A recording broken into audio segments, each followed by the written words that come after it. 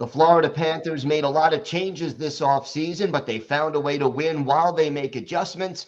Armando Velez of Locked On Florida Panthers joins us to talk about the secrets to their success and all things Panthers next on the Locked On NHL podcast. You're Locked On NHL, your daily podcast on the National Hockey League. Part of the Locked On Podcast Network, your team every day.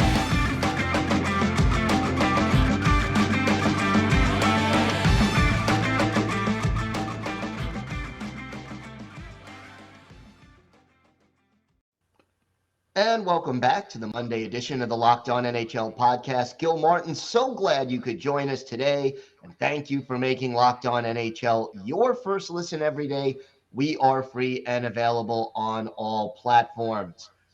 It is my pleasure to welcome back to the show Armando Velez of Locked On Florida Panthers. The Panthers, Armando, a lot of changes during the offseason, but they're off to a very solid start.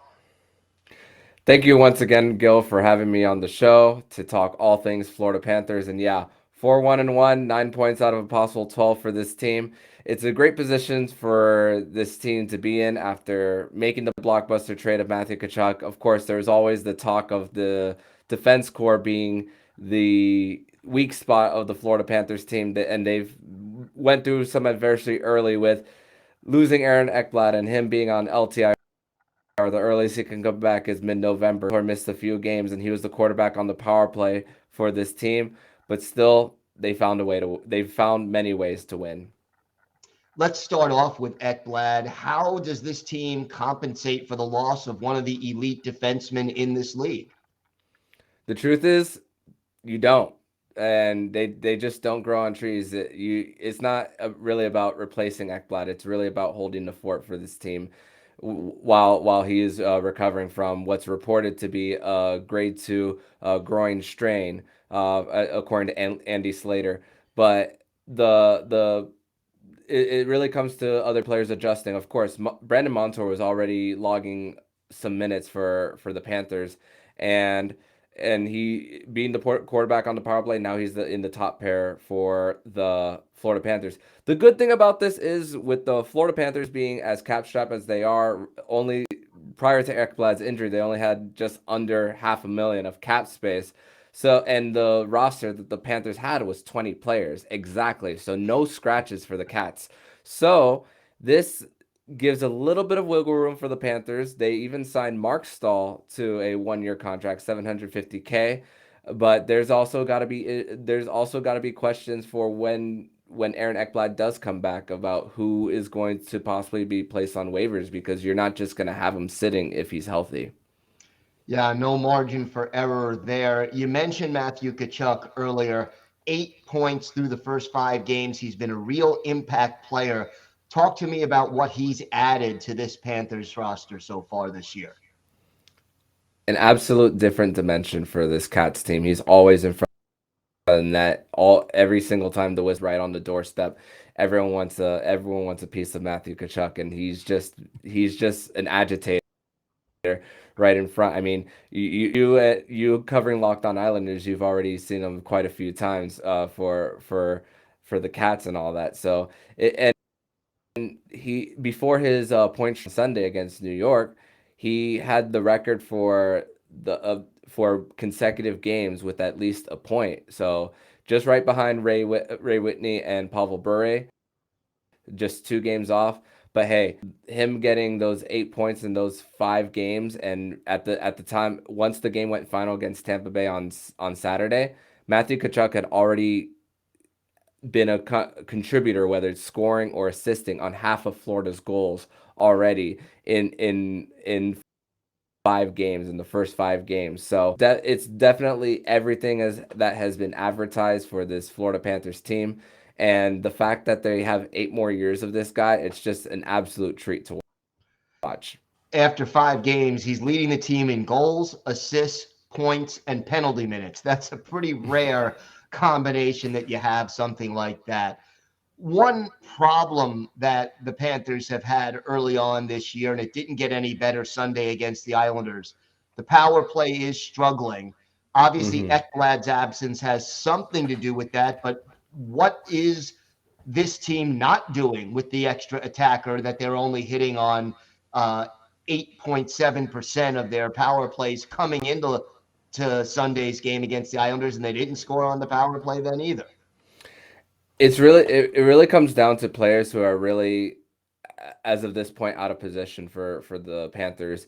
Barkov is used to be playing on the left circle. He was running the point when Brandon Montour was out for a few games. Brandon Montour came back on Saturday versus Tampa Bay, and he wasn't even on the top power play unit. So getting a few games in the preseason, QB on the power play, then missing a few, then being on only PP2, then going back. There's so many different personnel changes for the Panthers, and who, as well as a different person to use as the bumper. Patrick Hornquist had a few power play minutes as well in front of the net. Now that he's shifted to power play 2 with Montour coming back, it's now Chuck being the guy in front of the net. So it's different players being in different spots too, that they might not be accustomed to playing often, and that's what's led to the Florida Panthers being 0 of their last 17 on the power play. Both of their power play goals came in the same game, their second game in the season against Buffalo, but really haven't done anything. But the good thing about this Panthers team is that going back to last season, they are one of the best 5-on-5 teams. Paul Maurice coming in says that he doesn't want to change how this team does offensively, but when he talks about more of a defensively responsible team for what this team is doing, one thing I'm seeing very early for the Panthers is that they're not allowing as many odd man rushes on Sergei Bobrovsky and Spencer Knight. They are protecting their guys onto the outside as well. They're clogging up the neutral zone, and this Panthers team, it's not going to be a whole bunch of blowout games like last season. It's going to be a lot of grinded out wins. And really, that's really what they faced early. And even in their one regulation loss against the Boston Bruins, where that was the game that Aaron Ekblad went out and Brandon Montour was already out, having to play 4 defensemen in that same game, the Panthers still were able to at least get it within a goal with a few minutes left. So every single game has been close. Every single game has been a fight. And even with a little bit of defensive mistakes early as well, this Panthers team has just really found ways to, and if there's someone who deserves the credit for it, it's head coach Paul Maurice. What has Maurice brought to the table that has helped this team make these adjustments so quickly? I think because he's been around the game for so long, I think he has more trust of his players in trying to create, especially on transition as well. And also the fact that when it comes to like his morning skates as well, he gives them an option to whether to be at morning skate or not. But most of the players are already as well. You'll have one player missing here and there, but then they'll say they're ready to go for the night. So that's a little bit of a trust issue, knowing that these guys are professionals. These guys he knows that I feel like he has a good feeling that this was already a very group that the Panthers had.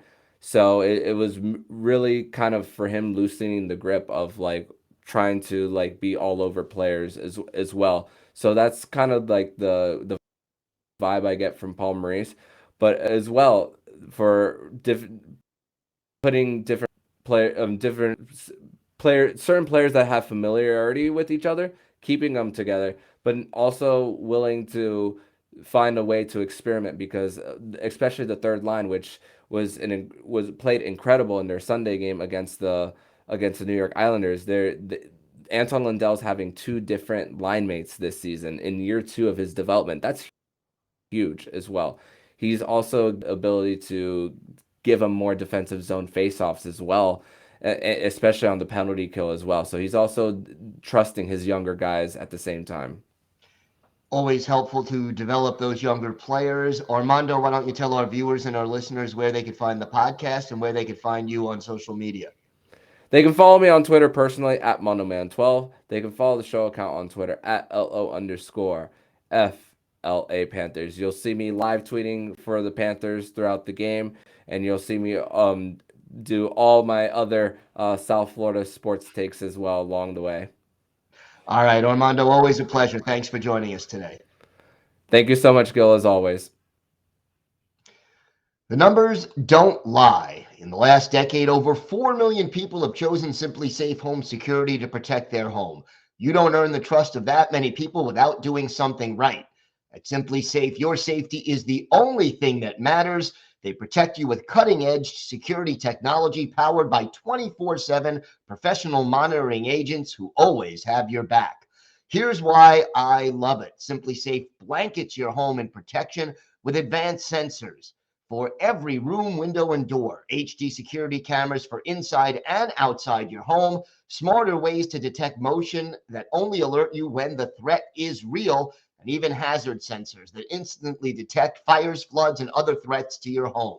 Customize the perfect system for your home in just a few minutes at simplysafe.com/lockedonnhl. Save 20% on your Simply Safe security system when you sign up for an interactive monitoring plan and get your first month absolutely free. Visit simplysafe.com/lockedonnhl to learn more. There's no safe like Simply Safe.